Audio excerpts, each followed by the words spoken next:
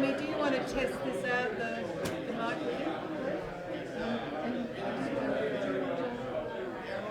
No, I probably know. Let me go. Let me go. Check, check, mic check, 1, 2, check.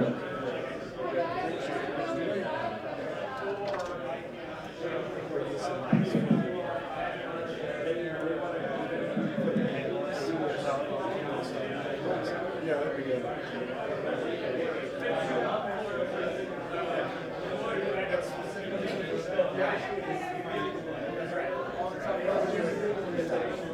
These handhelds are powered on, so people can just point them off the thing and trade them. Sure. Anywhere?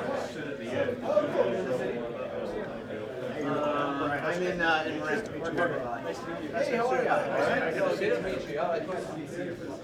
See under our picture? No. We met 6 months ago. Okay.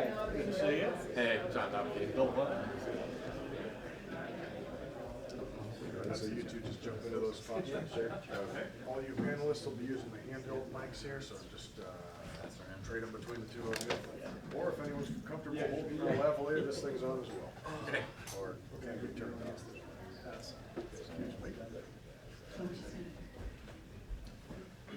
Welcome everyone, thanks so much for coming. It's sort of the end of the year celebration. This is a great panel to have before we finish 2019. So glad it's finishing, I have to say. Hopefully 2020 will be even better. But I think this is a great way to shoot us into 2020 with the Challenger Banks panel. I wanted to introduce you to Bill Wyatt. Bill Wyatt's a partner at Shepherd Mullen. He's been incredibly supportive of the FinTech Silicon Valley events. We've been running these for 3 years this month. Wow. And thanks to Shepherd Mullen for their support. And so I'll just pass it over to Bill to say a few words. Well, welcome everyone, and thank you for coming. I know December is a difficult month, lots of things going on, but this is an interesting topic. And I'm Colleen McDonald tonight. My partner Colleen unfortunately learned late last week that she had to have foot surgery yesterday, so I'm the designated lawyer on the panel. But, thank you for coming. Thanks, Bill, and thanks again to Shepherd Mullen for all their support. And now I'm going to pass it over to Mark. Mark Prager is going to be the moderator, and he's going to get everyone to introduce themselves. It's a massive panel, so if you've got questions about the Challenger Banks, please ask them. Thanks. Big panel, but it's glad to see that the audience actually has more participants than the panel. But thanks everybody for coming tonight. My name is Mark Prager, as Pemo mentioned. I am a managing partner for Next Stage Partners. We work with early stage companies in the FinTech space.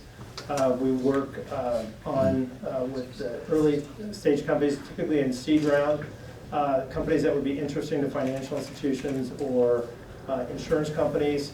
And then we handle a variety of relationships with those banks, insurance companies, and some major merchants.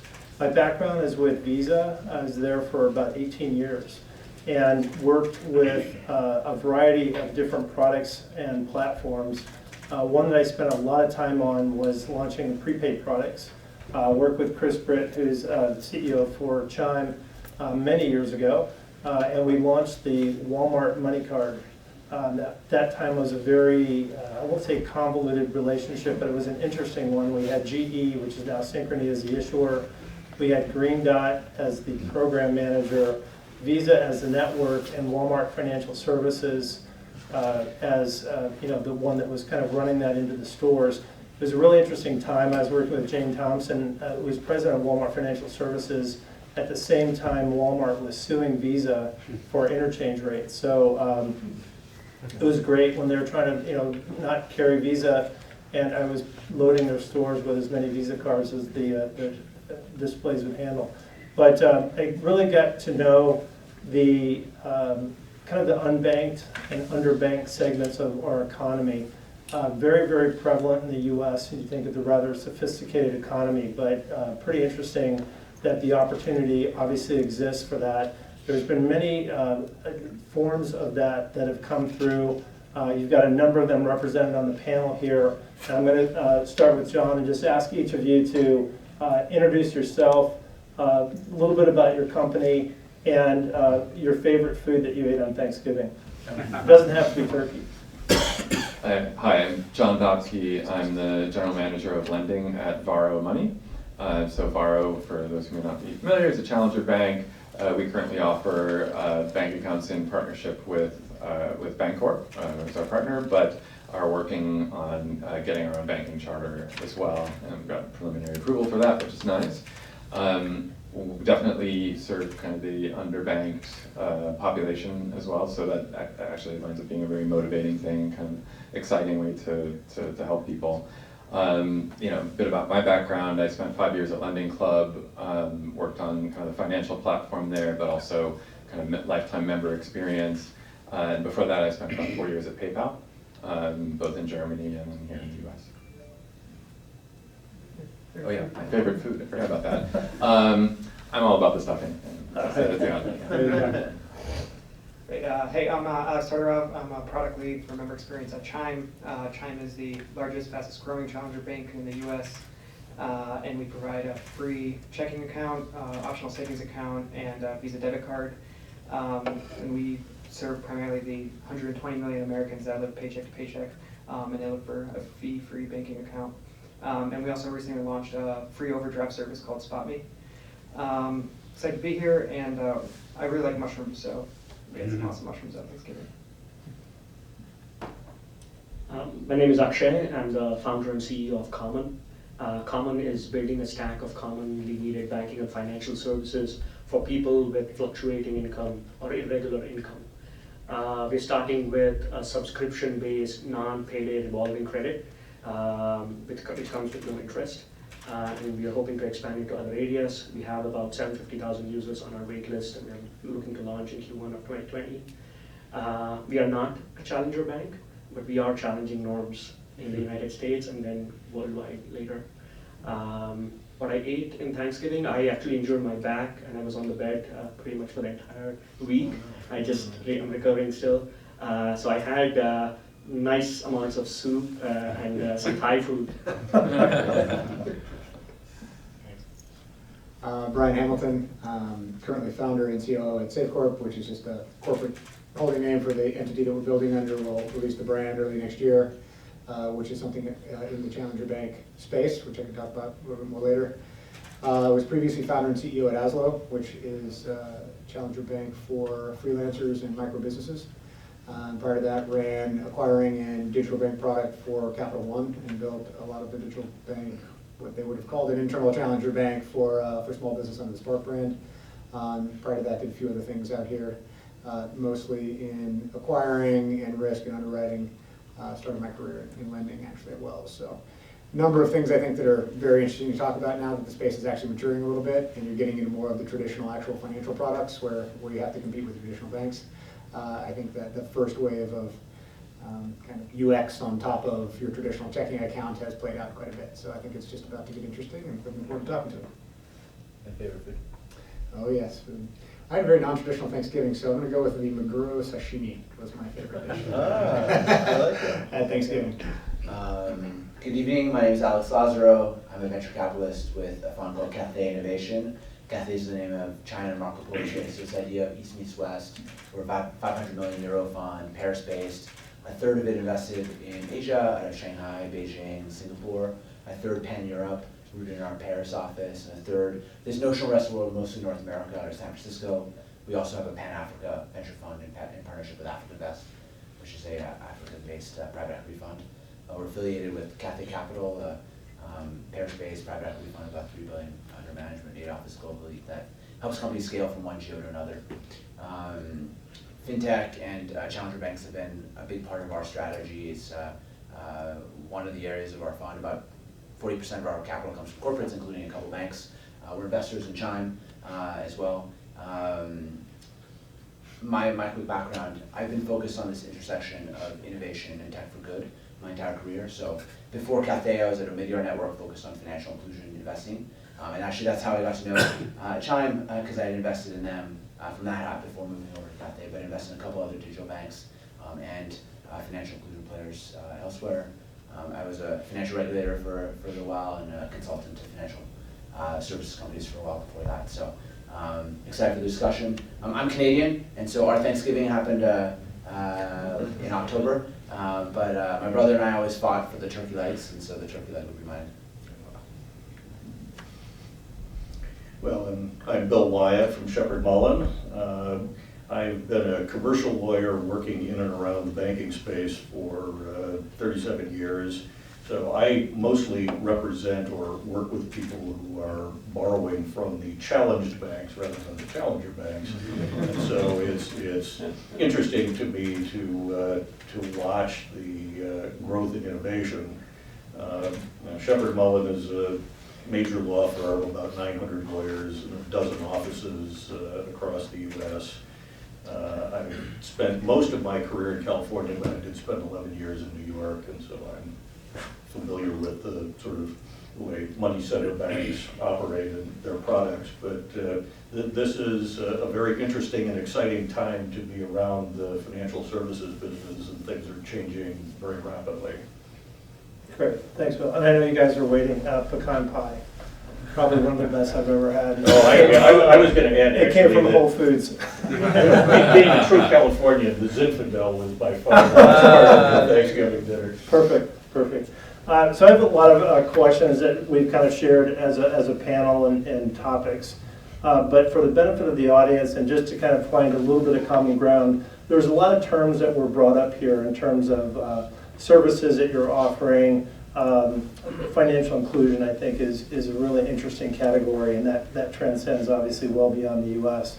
But it's amazing when you look at a relatively sophisticated audience, I'll say a very sophisticated audience, about the population of the underbanked or unbanked, or people that just don't know how to manage their money well.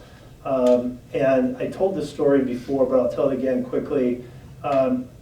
We were launching the general purpose reloadable card, which I talked about at Walmart. And I was at a major issuer here in San Francisco, a big round table with SVPs and EVPs, and I said, you've got to line out the door every Friday with people that are looking to cash your checks, and you're legally obligated to cash them. They didn't want a relationship with those people. It was clogging up the teller lines from their regular customers. I said, what if you could give those people a card with your name on it, kind of a checklist debit account, allow people to electronically deposit their funds so they didn't have to travel on a bus or however they get to your bank. They didn't have to worry about walking around with cash. They could be part of the pay at the pump, shop online, all these things that we take for granted when you have a card. Use your ATMs, and oh, by the way, potentially generate some revenue for you. And after you know these people for a while and you see that they have regular deposits, maybe you'd actually consider offering them one of your more traditional products. Everyone's shaking their head except this one guy. He pounds his fist on the table. He's like, gets up and he says, wait a second.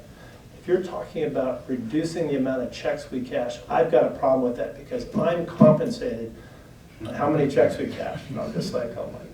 I need to talk to your boss. But that's a situation, and my lead up to this question is talking about what is really the genesis for the challenger banks. It's not like you can't walk down the street and find a bank.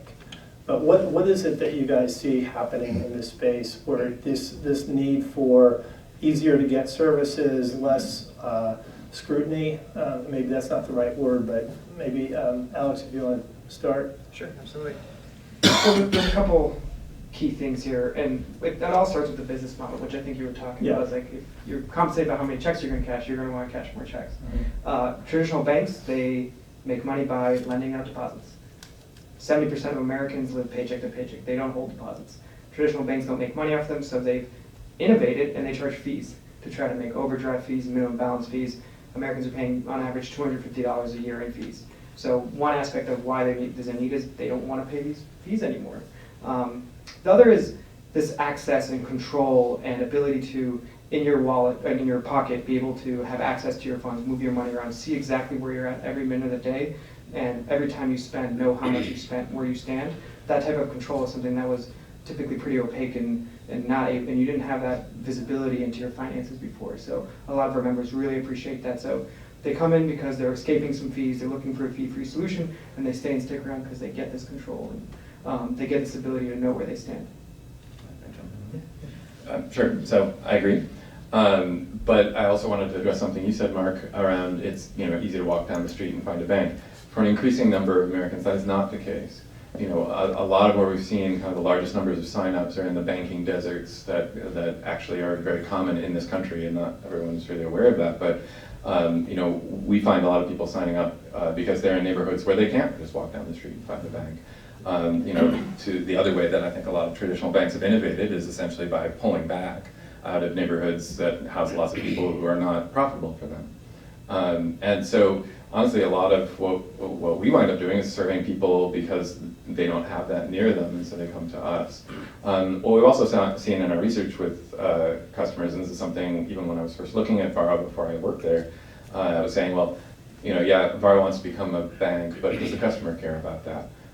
Interestingly, the answer is yes. Our research has found that both, there are certain services that people believe, and often rightly, that they need to go to a bank to get. But in addition, there's a certain kind of prestige or kind of adulting that people feel like they do if they can get a bona fide bank account. And so even just the ability to provide that to a lot of people is kind of sadly is rare for where certain people live. Mm-hmm.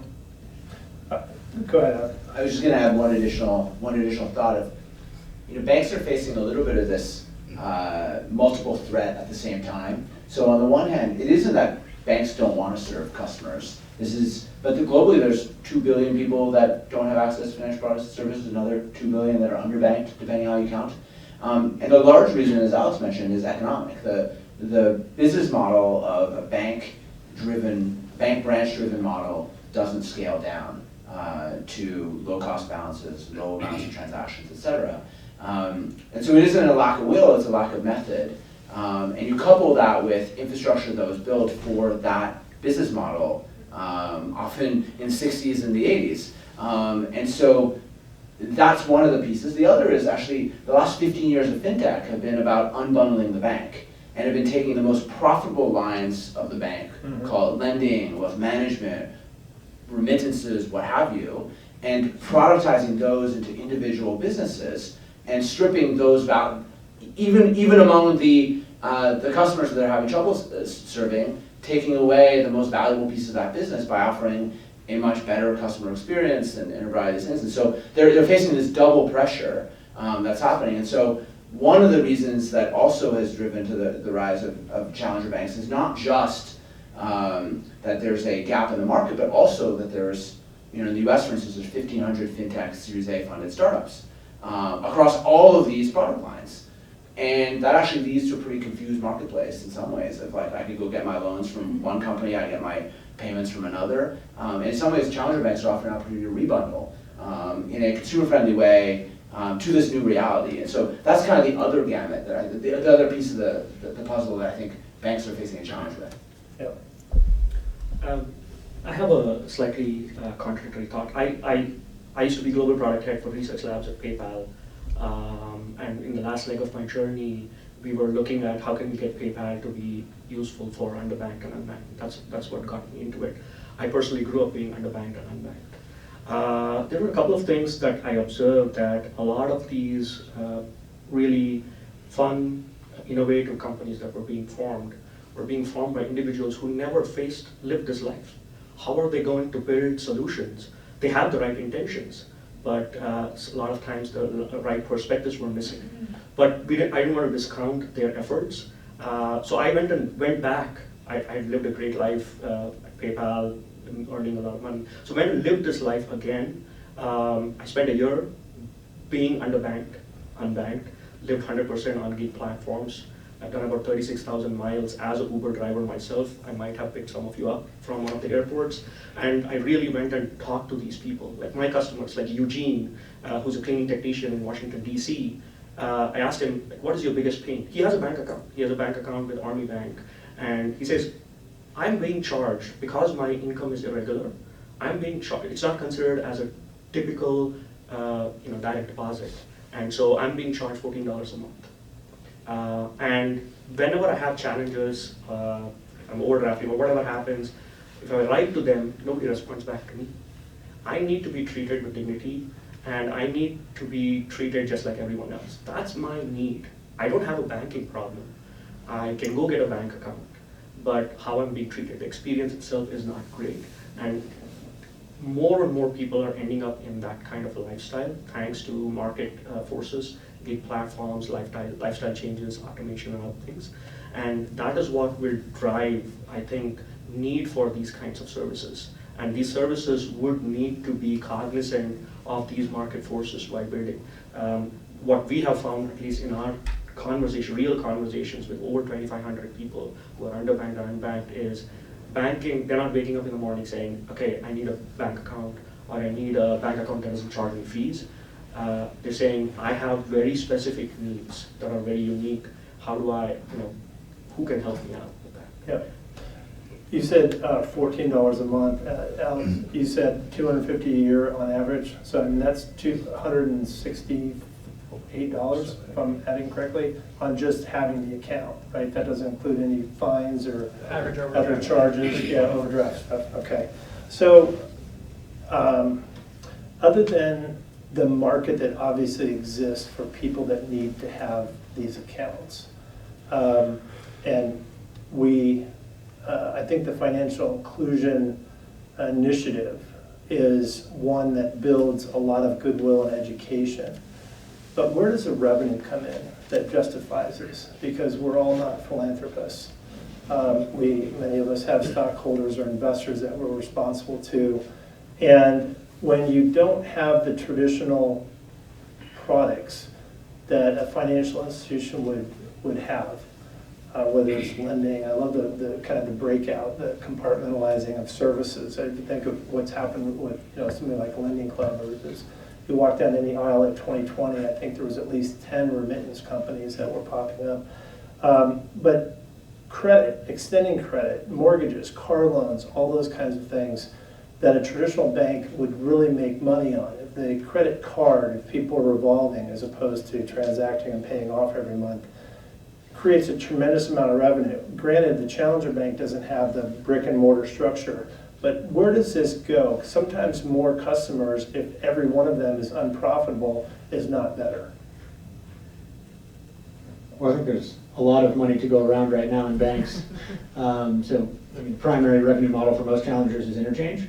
And no offense to Visa, but a lot of rent's being charged on existing networks. And that money's essentially going to the issuer, and now the sponsor banks are sharing all of that revenue almost entirely with the FinTech. Mm-hmm. So I think what you're seeing now is a realization that things have to be rebundled because everybody has access to that. And so you have to do something different other than just be an interchange play. What else do you do for me as a customer? And I think that it's more than just the unbanked too. I think you guys were starting to hit on it there at the end. It's not that these folks can't get bank accounts. It's not that they are truly unbanked. They're just poorly banked, and they are overcharged. And all of that money is going to pay for the tens of thousands and hundreds of thousands of employees in brick and mortar branches and all of this old aging infrastructure at traditional banks. And the Bezos quote, that margin is our opportunity. Mm-hmm. There's a lot of money to go around, and the third of the P&L that these massive banks charge on non-interest income, or they make on non-interest income, those are fees. Right? Whether it's $250 a year or $14 a month or whatever it is, there's a lot of money flowing around back there, and a lot of people getting paid a lot of money to keep 5, 6, 7, 8,000 banks in business. You don't need that many banks. You can deliver higher quality services with fewer banks and fewer branches, and I think there's plenty of revenue to go around. But to answer the question specifically, I think interchange, lending, right, and then deposits. And most of the sponsors don't get most of the deposit revenue back. They're sharing a little bit of it. Interchange is the one that has really kind of exploded, particularly sub-Durbin sponsors that are able to share debit interchange. Very few have put them back together yet. And if you can actually begin to put them back together, and you can get some benefit from your deposits if you're going to lend, or you're getting some additional payment volume because you have additional deposits that they can now spend with you, then the wheels really start to go around, which I think is the beginning of the trend of rebundling, which is if everybody has access to just one revenue stream, you're all fighting for the same dollar. But the reason that banks have won is that they obviously get to use their own deposit dollars to lend, right? And that really is the big pie you're going after. I completely agree with that. In the US, it's really interesting because there's a big use case around debit cards and a whole generation, particularly around millennials, that statistically prefer using debit cards over credit, and thus actually the interchange model has worked really well in the US. Taking a global lens, there's actually different business models that digital banks have used in different contexts. So Nubank in Brazil, which has become very successful, was a credit-first model.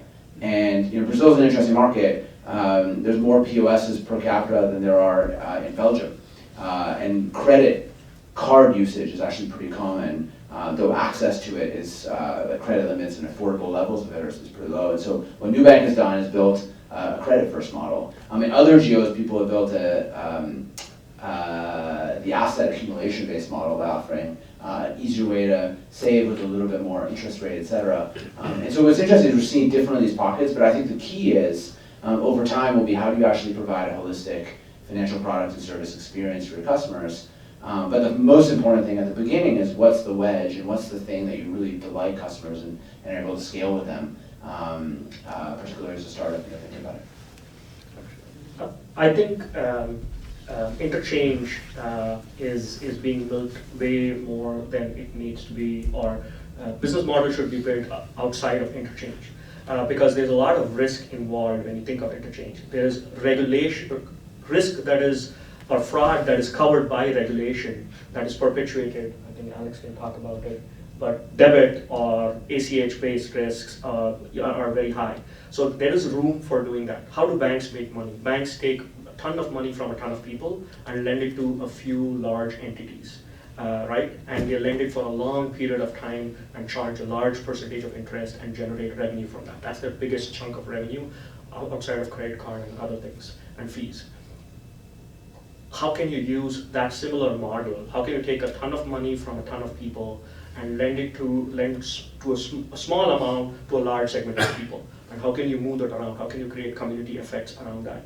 I think that is a big, huge opportunity where yields for the person who is actually putting in money and saving can be very, very high, and the benefits for the person who needs money can also be very, very high at the same time. We have experimented with this and have seen a tremendous amount of success there. And we have experimented this back at PayPal as well. I think there's an opportunity there. And those are the kinds of innovative models I think we should see and we will continue to see. At least we are pushing forward with that. Interchange will continue to be there, but I think it's going to taper down over a period of time. And I hope there'll be a lot of other innovative business models to go after. Yeah, I think that, in listening to people talk about this, and also currently one of my largest clients is a bank that started out as being internet only.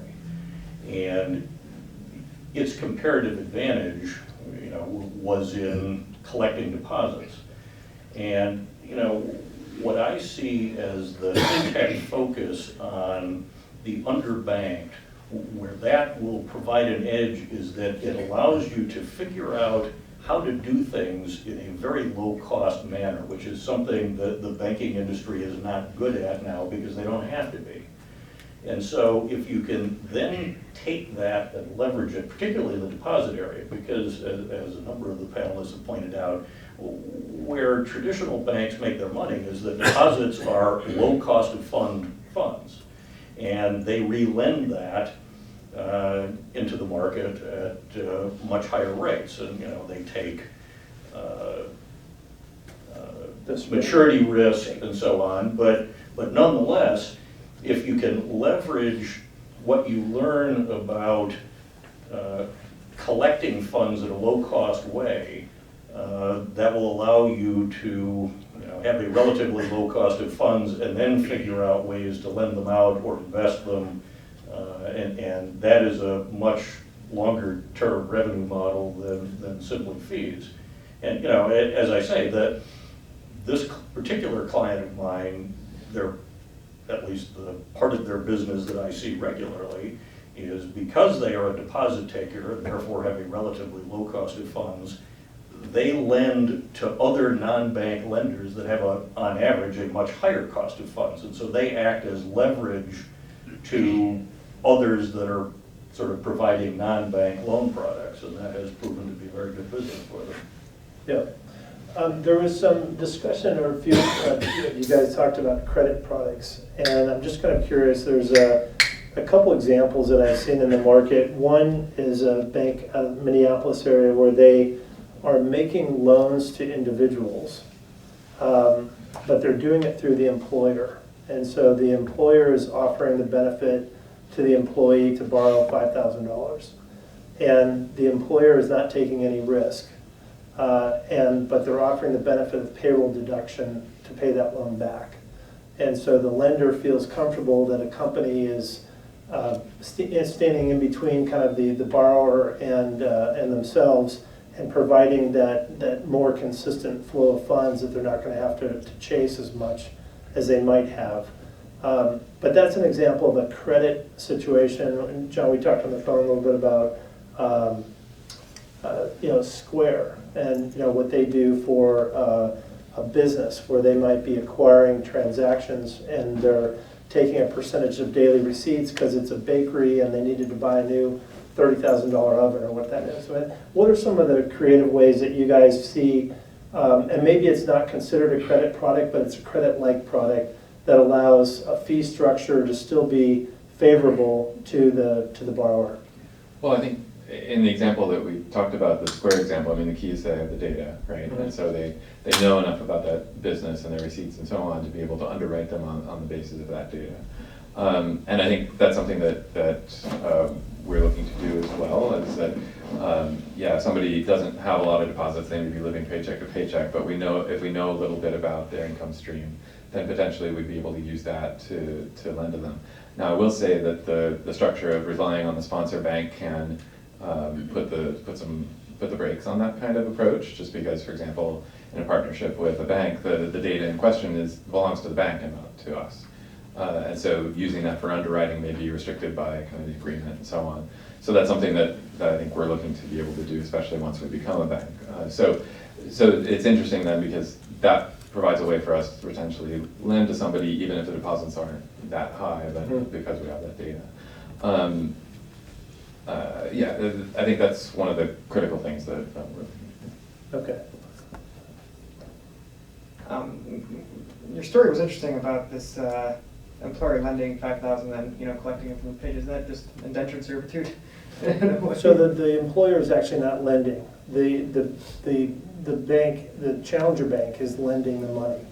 They're not. But holding the paycheck hostage, right? In terms of. So you're using a lot of words here that I didn't use. Anyway, I think there's a liability for the borrower. It's a convenience that the employer is offering, and that convenience is working for both sides. It's working for the employer and for the lender. So I think we were approaching this credit question in a way is like, well, how can a challenger bank make money from a credit-like product, or how can it expand some of its revenue streams? At Chime, we try to think about it a little more differently, whereas what are the needs of the member? What are the needs of the customer in terms of access to funds? Why are they needing this money right now, and they can't wait for their paycheck, or they can't budget appropriately, or whatever the issue is, and finding out what do they do? Do they need a short-term loan, or do they need a longer-term loan? Do they need a mortgage, a car loan? And really figuring out what those needs are. So at Chime, we've started with the very short-term need is my paycheck, 2 weeks have run up, I've accidentally spent $50 too many, I need to buy groceries or medication or something, so we give them a free overdraft, $50 or whatever have you. And then when we get into thinking about longer term loans, we'll figure that out as well.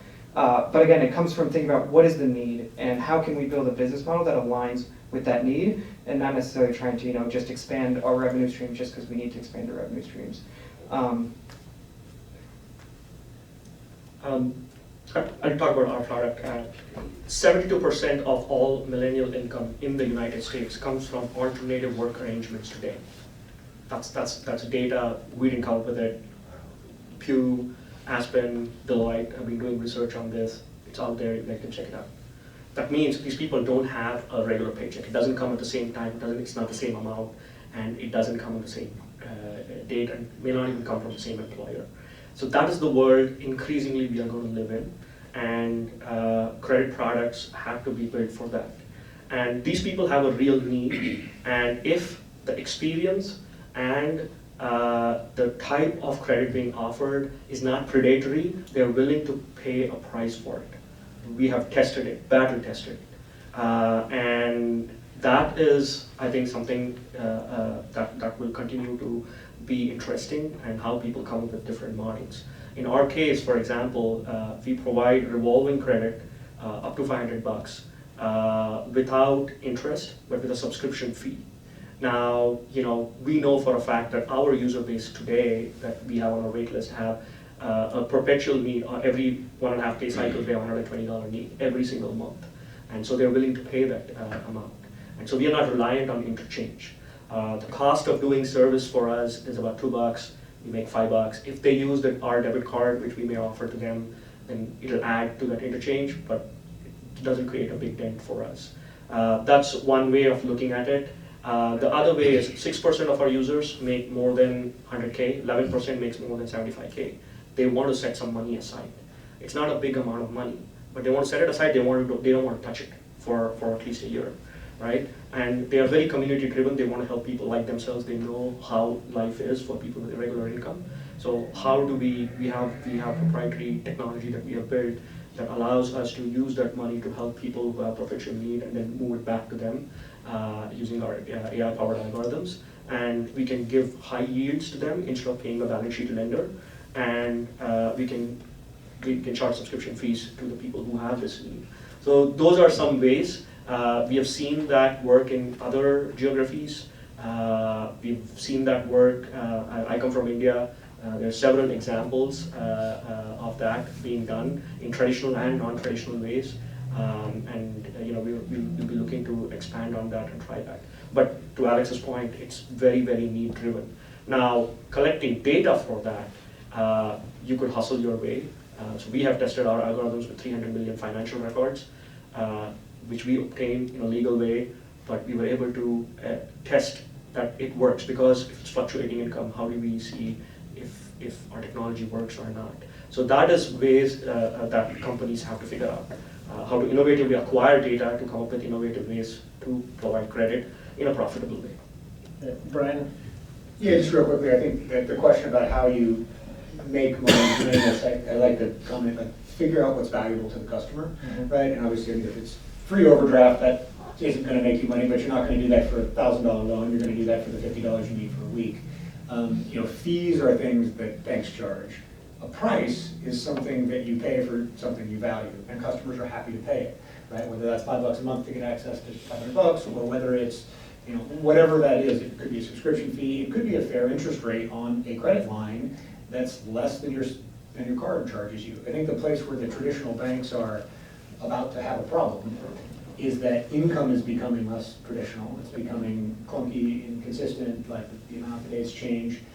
The signal you get, like, everybody's got a FICO score, well, not everybody, sorry, but everybody has access to FICO if you're going to use a traditional method. The people walking in the door to the bank now have a thin file, don't have a traditional score. They're a freelancer and their income doesn't match your small business loan form, right?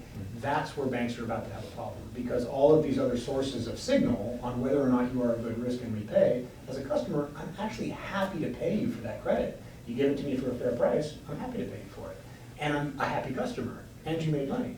I think the place that, it isn't about making money, it's about banks catching up with the fact that the signal's now going to come from somebody not called Experian, right? The signal's going to come from an algorithm that understands your inconsistent cash flow, or it's going to come from your employer. I know you have a paycheck, and therefore I'm willing to give you a $5,000 loan because I'm actually going to get paid for that paycheck.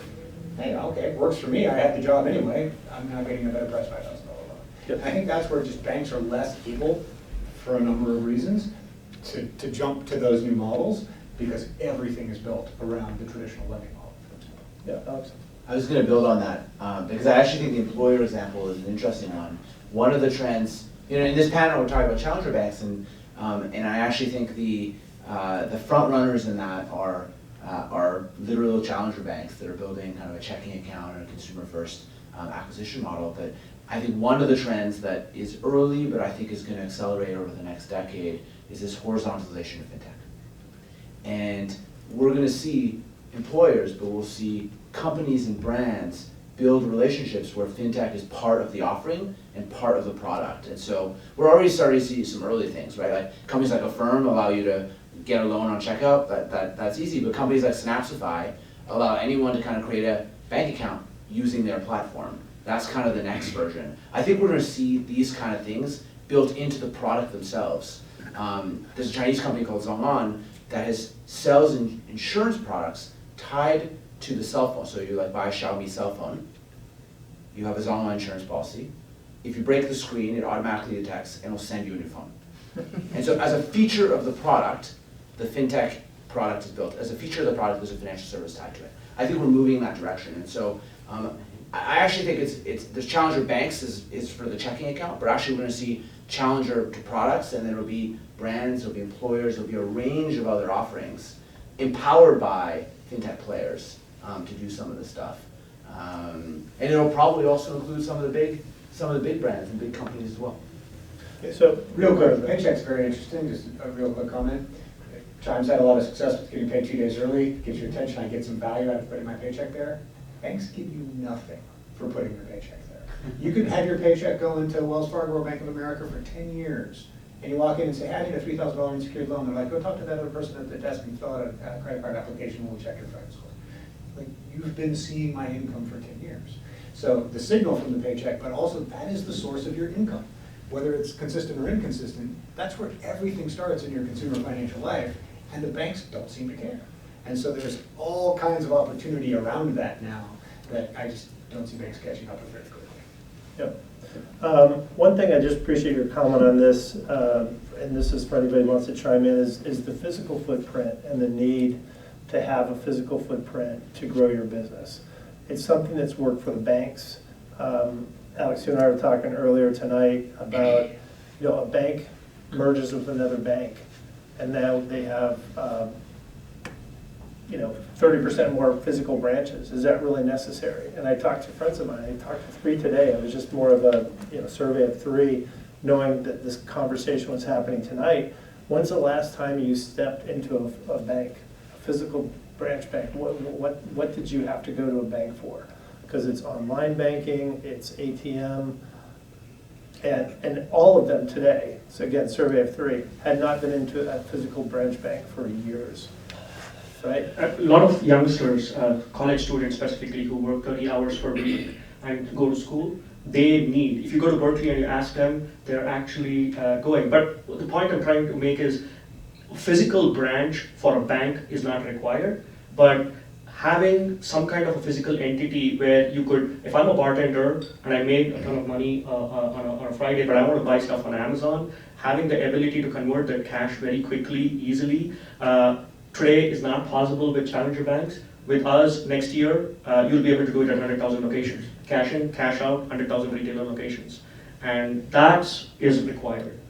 Through a machine or a real person? Through the retailer or through a machine. Okay. But cash in, cash out. So physical branch for a bank not required, but ability to go into a physical entity to exchange. A lot of people make money through cash. They need to convert that. Yeah. Maybe 2 observations. And so the first is, I think that the ATM network and the ability to do cash in, cash out is one obvious need of physical presence. But I actually think if you actually take a step back on a branch, like a branch was a mode for a bank to offer financial products and services, but also to have a relationship with their customer and create trust. Those things don't go away. And so the way you do that might not be a branch, but I actually do think that some form of human connection, some form of advice does need to exist for certain types of financial products and services. I think it's really tough to buy a house or get a massive mortgage without having a conversation to understand really the terms. I think it's really tough to get a life insurance policy without having a conversation with someone. And so I think there's some products that you can do entirely in a digital way, but I think there's others where human connection and trust and advice really matters. That might not be done in a physical presence, but I think it still needs to happen. So that's observation number 1. The second is, if you look at another industry, which is D2C commerce, and you say, look at brands, Allbirds, for instance, but even just like companies that are building glasses or building any type of kind of D2C furniture. At the end of the day, as they scale, a lot of them actually tap out growth and have to build physical stores, like Bonobos, for instance. They don't do it because that's a primary sales channel, but because people actually want to try out the clothes. This is kind of another kind of, like, people want to see what this thing is. Not everyone is willing to go totally direct to consumer. Some are, and those will be the early adopters, but eventually companies at scale where they need to fulfill a broader range of this kind of human interaction. So I don't think we're going to need bank branches per se, but I think we're going to need something, particularly as companies scale. I think Bonobos is a tremendous example, by the way. Yeah, just to build on that, I think the one thing that may be missing without the branch is essentially the community aspect. I mean, if you rewind a few generations in this country, there was no branch banking, right? Every bank was a community bank, and they took it as their mission to sort of serve the members of that community. And so you sort of fast forward to now, one of the questions I think for a challenger bank is who is our community and what does it mean to serve them? And I think it's difficult because they're diffuse, and so having physical branches may not be the best way to serve them, at least at our current size, for example. But that sense of community still needs to be there. But I think the good news is there are other ways to do that. I mean, I think having good customer service is one way to do that, and having somebody who can talk to someone, and especially if they don't necessarily understand the terms of the financial product, be able to walk them through that.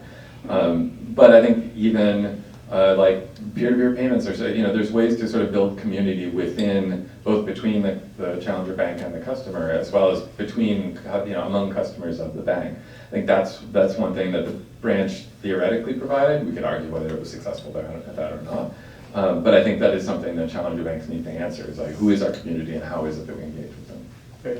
I want to do one more question. I want to open it up to the audience for questions. I think Emma's going to give me the hook here in a minute.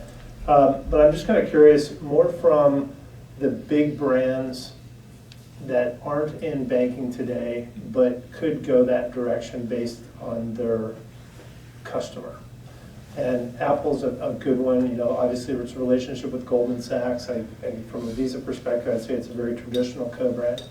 But there's a lot of other things that a company like Apple knows about you, knows about the products you use, knows whether you use its digital wallet and Apple Pay and all those financial pieces. One could easily say that Facebook knows a lot about their customer, or even a Google. Maybe they know too much, right? But at what point do you see those folks taking that step and offering financial services? Well, I mean, Google just announced something or other last week, so that's that's not a surprise. But I do suspect, just thinking like a consumer, not like an industry person, like that would make me nervous. I think there is a question for any fintech of like how are consumers going to respond to that.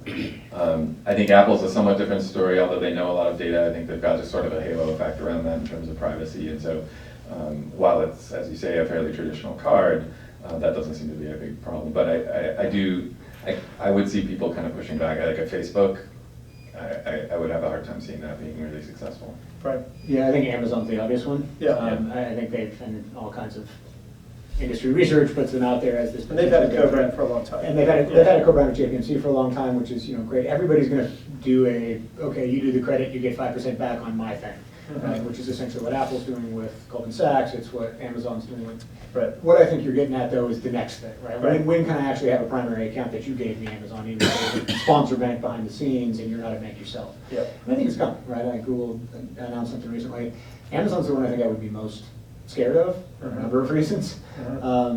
We did some interesting research when I was at Capital One, and the number of people that would trust Apple to be their bank was higher than all kinds of other bank rates, right? And it was huge. But Apple's a somewhat unique one. They have a bit of the privacy spin on the integrated hardware software, and maybe I do like that, but I don't think they have any interest in being a bank, and to the tie-up with Goldman. I think the horizontalization, or whatever you called it, is the thing that's going to happen. Though. You're going to see more financial services delivered through brands you trust. I may not be the bank. You might not think of me as your bank, but if I've chewed off 3 of the 4 revenue streams that your bank used to get off you, who cares, right? And I think that Amazon's the one that is probably scariest in that regard. Alex?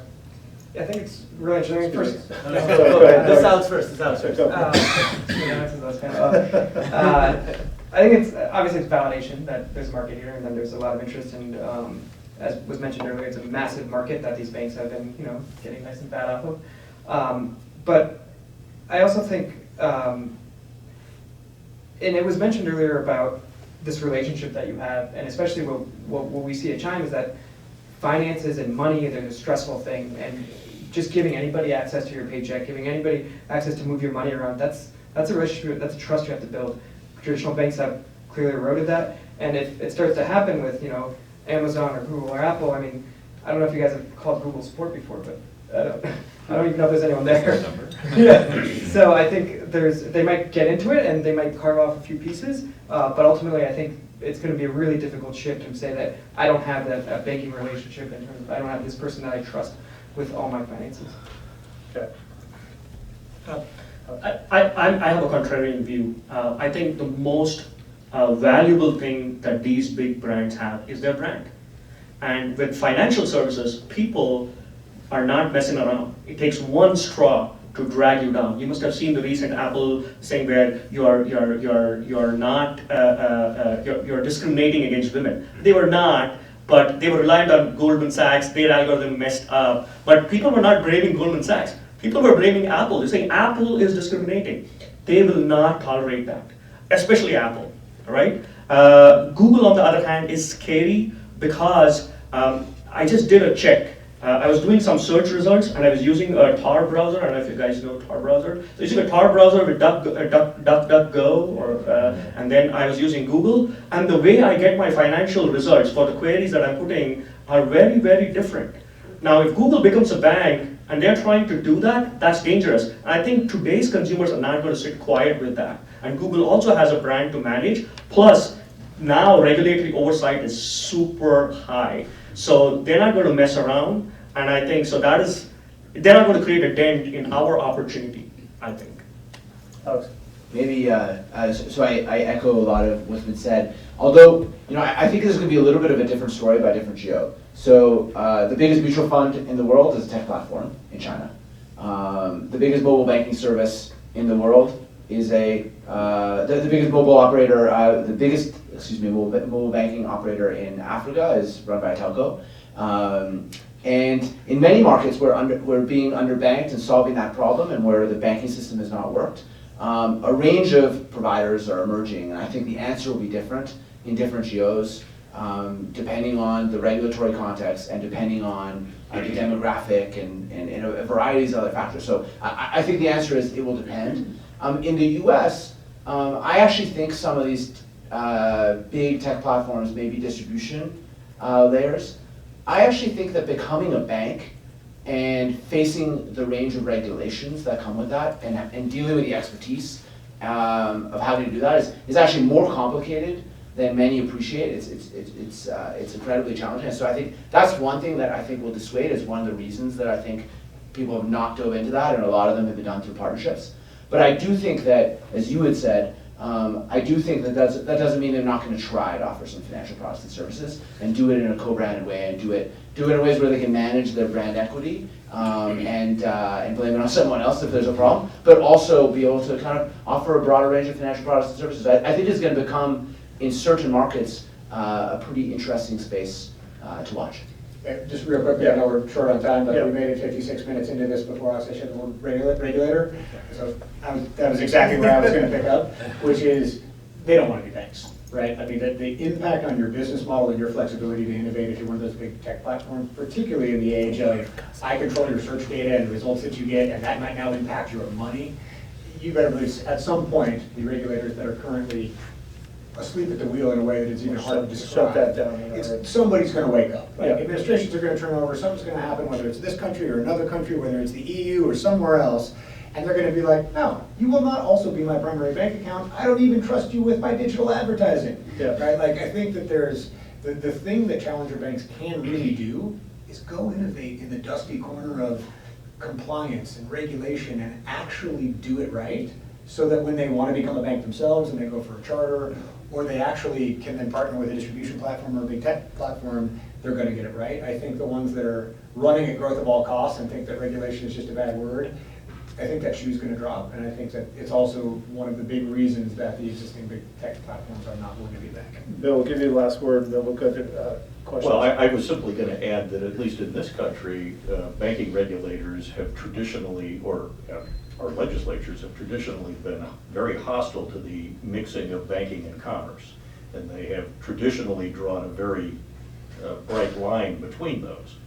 And I'm not so sure that at the end of the day, that mindset has disappeared. And so I think partnering is probably the way that people will go for the foreseeable future. Yep, good.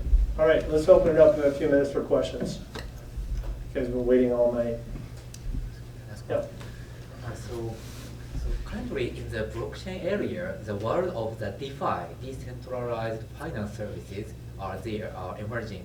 So from your perspective, the DeFi service is your competitor or disruptor, or so what's your idea for the DeFi services?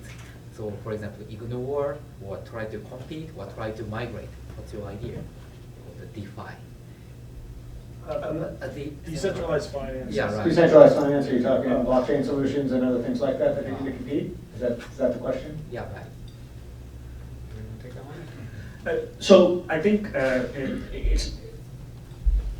think work needs to happen there. I think it will inform us to build better technology, and I think it should exist.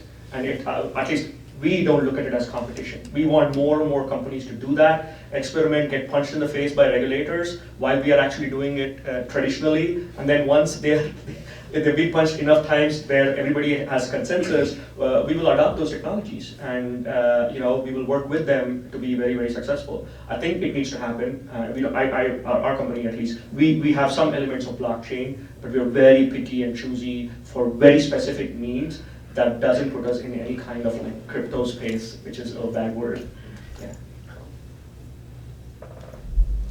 We're good for one more? Yeah. Go ahead. So every day you kind of see in the news, there seems to be sort of a new neobank that pops up, right? And I agree, Akshay, with what you had said, as well as Brian, around some of the regulatory pieces, or why not go and innovate in kind of some of these regulatory pieces that maybe are not as sexy. Just general perspective, why do we think that there's so many neobanks that are just popping up every single day to compete with, let's say, China or Varo? So the thing is, the biggest culprit in the space is Synapsify. If anybody from Synapsify is there, you guys are the culprit, right? Because they give you the feeling that, oh, there's an API, it's just like AWS, I can go and I can build a bank. And I'm part of a group of 60 FinTechs. A large amount of them are people right out of school, and the number of questions that they ask, like they have no clue. I'm not saying it's bad, a good amount of naivete is required, but they're doing silly mistakes that will get them behind bars or in deep, deep trouble, and they have not even thought through it. They're like, oh, well, Synapse will take care, but if you read through the agreement of Synapse, they're like, you are responsible. A good case for everybody to learn and to read about is Oxygen, that took the, like what Brian mentioned, took the growth, let's just grow, and we will rely on our banking as a service provider, and let's be a neobank without thinking about through the layers.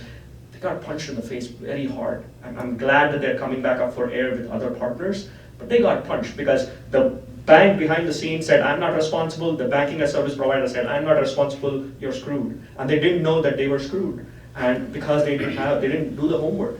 Money it's been around 2000 BC is when banking was invented. Like, this is not social network, right? Mm-hmm. There are norms, there are psychographic, demographic, prevalent norms. You got to fight through that to innovate, and you got to innovate being knowledgeable about all the layers. Otherwise, you're going to die fast. Yeah, real quickly, I would just say that there's a lot of neobanks out there, right? And they're spawning up everywhere. It's like you fed gremlins after midnight, and they're just multiplying. We're the largest growing economy, like economic expansion cycle, not largest, but longest continual in history. And the regulators have been completely asleep at the wheel. So winter is coming, right? Like, if you're not building something more fundamental that solves a real customer problem, and don't understand like where your tech stack touches a rail and who makes the money, right? it's going to get painful for you. But what do you think the banks are doing right now? There's still cash in their paychecks, right? I mean, that's the problem, right? Is that this forcing function has only now started to catch up to the banks. They're starting to realize, like, oh, okay. And I'm sure that some acquisition will happen. They'll buy their way into some of these markets that have been quickly expanded to by the neobanks. But their infrastructure is so old, you can't replace it tomorrow. And you know, that pressure is going to happen in a down market for them as well. So I think you're going to see some real shakeout as the macro environment goes through a cycle. But the good news is that the people that make it out of that, and the neobanks that really had innovation and they really solved the customer problem and they did something right from a regulatory perspective, they're going to look really good on the other side of that. And they're going to be seen, I think, as models for traditional banks of, wow, if I could build my stack over from scratch, what would I do? I would do that. And that hasn't happened yet, but it probably will. One last question. Yeah, so building on that, a little bit on that question, do you think it's an eventuality that eventually you become a, so Varo already decided relatively early in your kind of path to become a bank? Because partnering, you know, you maybe call yourself a neobank, but you still need a bank partner. And at some point that's a detriment to scaling, right? So at what point do all neobanks eventually become banks? I don't think so, but you need to partner with the right company, like, I think, I'll give an example. I think what Uber did with Green Dot is the right partnership. Because Green Dot has the propensity, so neobanks innovation is capped. And it's capped by the banking partner, whose innovation is capped by their core service provider, who majority of the time is FIS or Fiserv, who is not going to make changes even if you push them, unless you're a $100 billion bank. So if Chase goes to FIS and says, I want all of this core stuff changed, or I'll switch code and say, oh shit, let's do this. But if a bank corp goes and says, FIS, you know, let's talk in Q4, right? And that is the attitude. So remember, all neobanks are sitting on top of incumbents, even if they don't realize. And so you need to partner with the right organization who will work with you to push the needle forward for you across the layers. So you don't need a truck. Go ahead, Alex, last comment. I was going to say, I think there's 3 reasons that a neobank might move towards becoming a full stack bank, and I think you'd have to fulfill one of those for that to happen. I think one is, as you were talking about, having flexibility around the product. You're unable to do things that you really want to do, to have an offering that's really differentiated, and so you do it to control. I think a second is actually just for margin. And you say, hey, look, I want to control a bigger part of the stack and drive better economics. That typically, I think, would happen more at scale, and isn't something that really makes sense at the beginning when you're using really expensive venture capital dollars. And the third is regulatory. So for the moment, the regulatory stance has actually been pretty friendly towards digital banks. That isn't the case in every market, and in some markets, the rent-to-charter model is not possible. And so they've taken more of the full stack way. So I think it really depends on those dynamics and the calculus you have to make. Great. I want to thank the panelists, and I'll turn it back over to Ellen. And so please give them a round of applause. Absolutely fabulous cast. Thank you. And we've got about 25 minutes. Sorry, we've been cut short because it ran over, but I didn't want it to finish. So please network and have a chat with the panelists if you've got further questions. Thank you so much for coming, and see you in 2020. Thank you for listening.